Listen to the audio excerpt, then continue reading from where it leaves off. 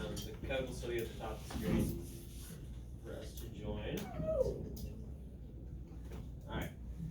So if I say conclusion, what does that mean? Want to say it louder? The ending of like an essay or something. Right. Anybody else? You started talking. Hey, No? like you're wrapping up your lesson. Perfect. Wrapping up. Going? Okay. It restates what you've already said. Correct. Restates what you said. So with that said, I'm gonna have you guys come up here and grab a piece of paper. I'm gonna give you 10 minutes, and we're going to write a conclusion based on what we just spoke about.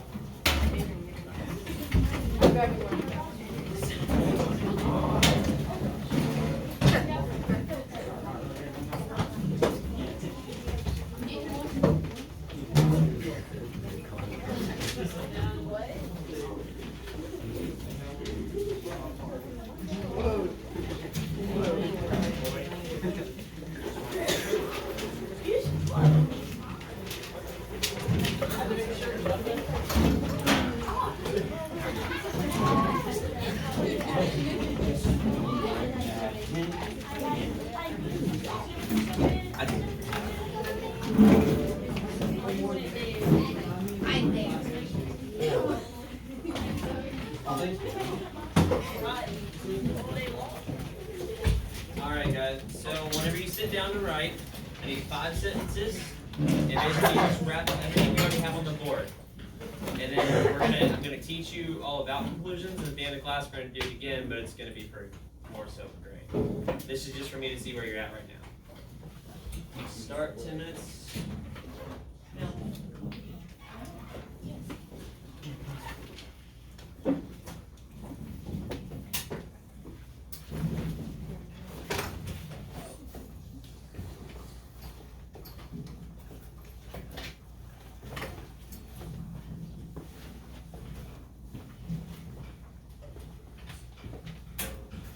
Don't forget to look at the board. This is what we wrote earlier.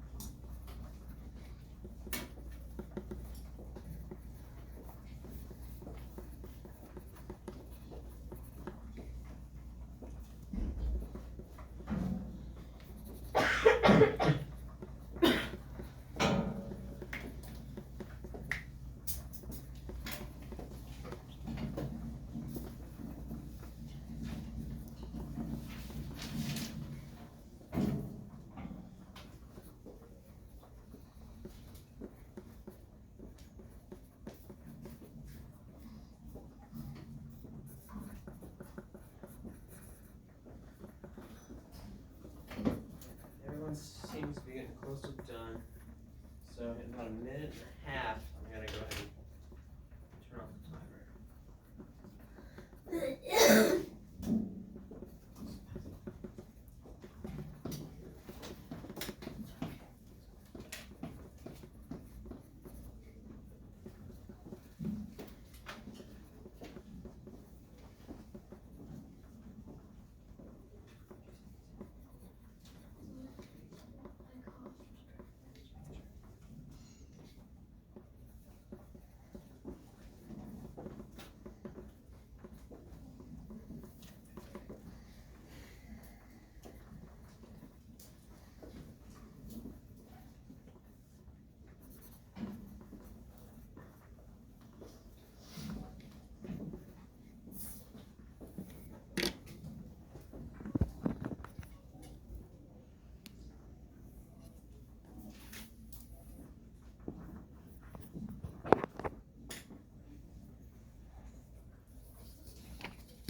Guys, go ahead and start finishing your last thought or your last sentence.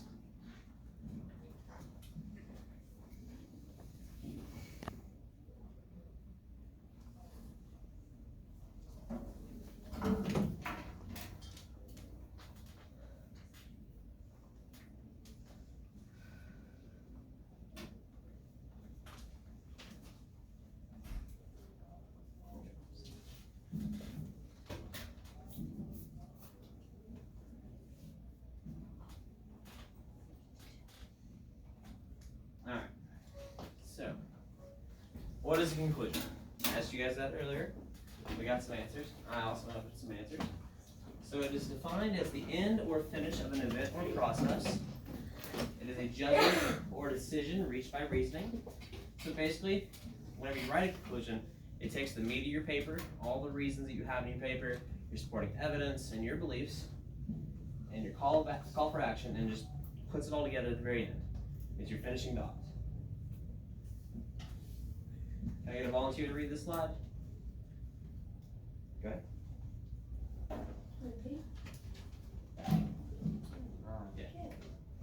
We assert our claims made and why it is important. Rephrase your thesis / claim, call for action. Alright, and those are the reasons we write conclusion.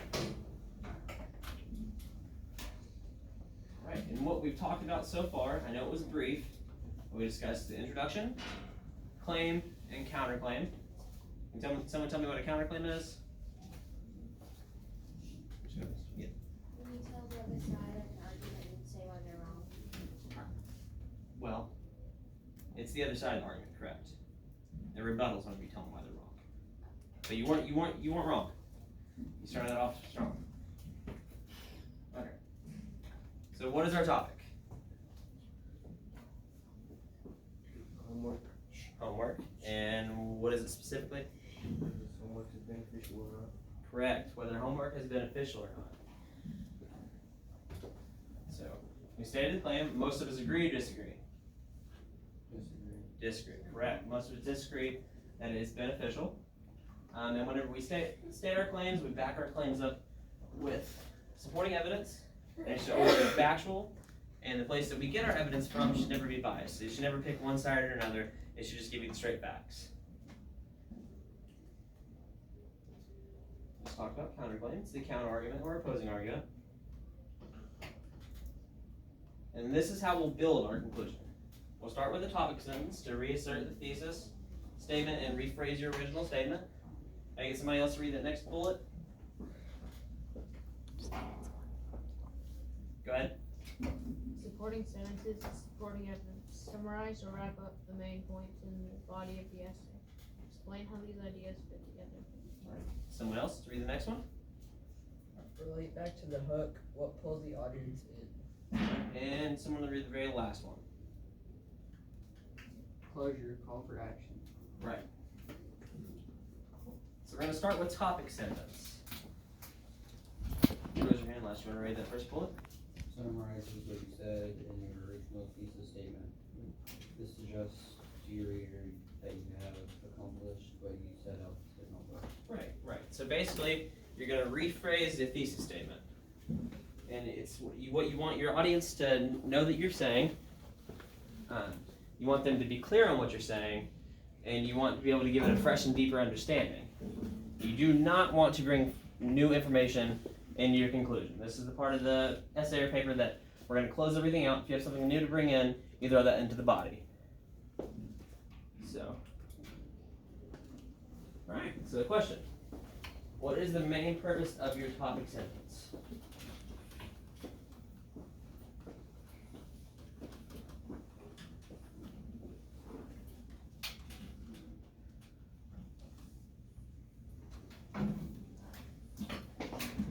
I will give you a hint. It does start with summary.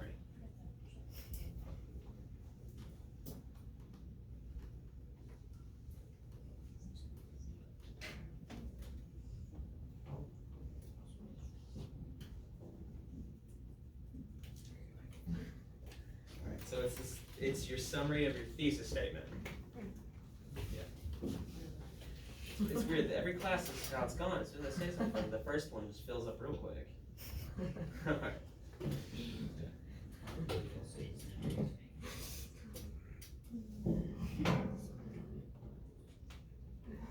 Okay. So, supporting sentences. They should summarize what you said, what you've already said in the body of your essay. If you have a new idea, like I said earlier, leave that out. We don't want to bring that in. We're going to bring it in, you throw it back into the body. That's where it needs to be. The conclusion is not the place for it. And your supporting sentences should always relate back to what you said prior. Summarize each body paragraph and wrap it all up. So, what should your supporting sentences cover? Yes, type on there. It's not an attention getter.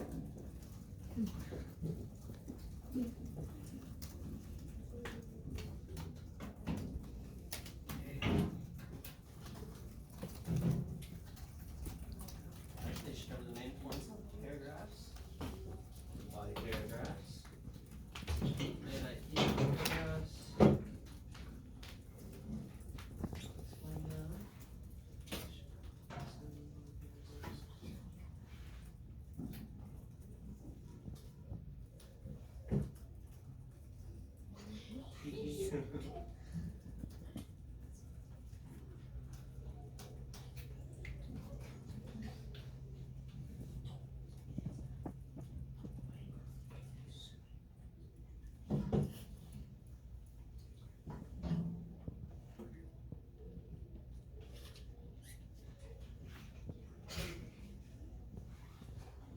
So, they should cover what you talked about in your body paragraph.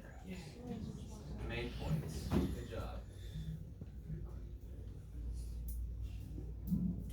Okay. So, and we want to relate back to our hook. What pulled our audience in?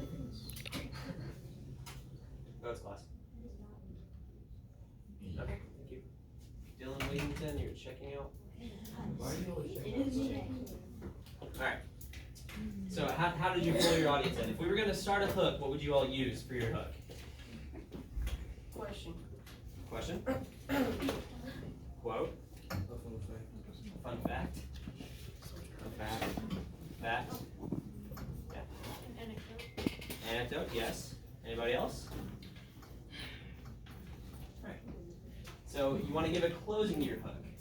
So if you begin by talking about a specific scenario or a fact, you want to bring that back into your conclusion paragraph.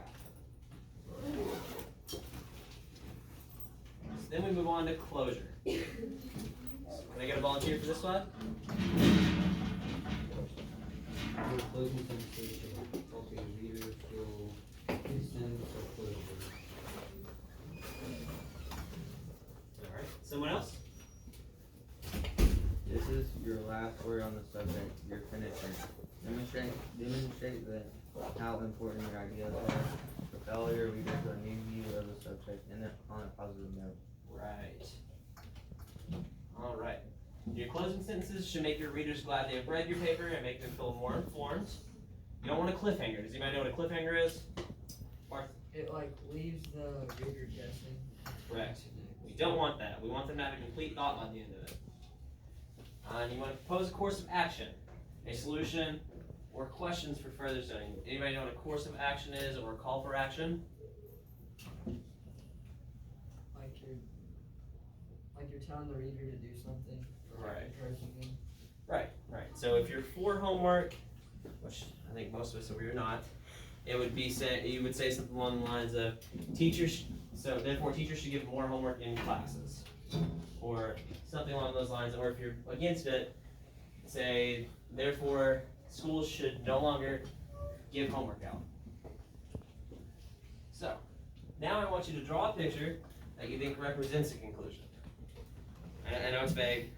But what is a conclusion? It's the end, right? So draw something that you think represents that.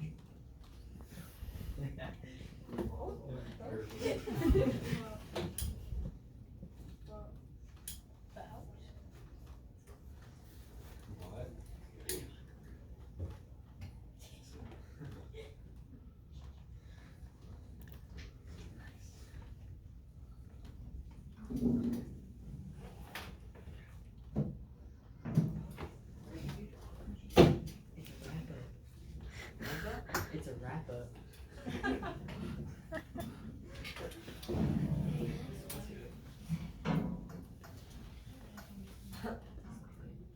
And a log.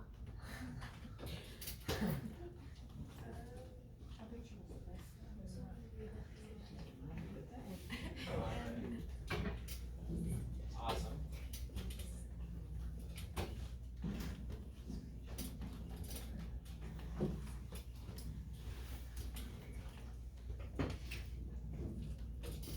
Okay.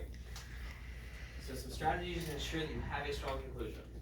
So after you write your conclusion, or while you're writing your conclusion, ask yourself, so what? So if you were to say so what, you can't answer that, and somebody else isn't going to be able to really understand what you were writing about, what you were talking about.